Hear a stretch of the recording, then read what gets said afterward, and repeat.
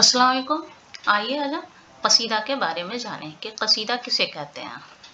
بسم اللہ الرحمن الرحیم۔ قصیدہ وہ صنف سخن ہے جس میں کسی کی مدح یا ہجو کی جائے، لیکن زیادہ تر قصائد مدح و توصیف ہی کی غرض سے لکھے گئے ہیں۔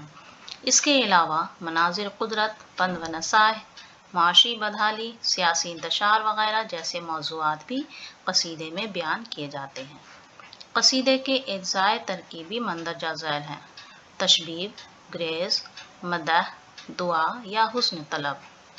قصیدے کی ابتدا عربی شاعری سے ہوئی، عربی سے یہ صنف سخن فارسی شاعری میں پہنچی اور فارسی کے اثر سے اردو شاعری میں اس صنف سخن کو فروغ حاصل ہوا۔ اردو شاعری کے ابتدائی دور میں مثنوی اور غزل کے عمدہ نمونے تو ملتے ہیں، لیکن جہاں تک قصیدے کا سوال ہے تو ہمیں اس سلسلے میں کافی مایوسی ہوتی ہے۔ غالباً اس کی وجہ یہ ہے کہ وہ دور قصیدے کے لیے زیادہ سازگار نہ تھا۔ وہ زمانہ سیاسی انتشار اور شکست و ریخت کا زمانہ تھا۔ دربار سونے تھے، لفظی ذخیرہ بھی اتنا زیادہ نہیں کہ قصیدہ گوئی کا تقاضا پورا ہو سکتا۔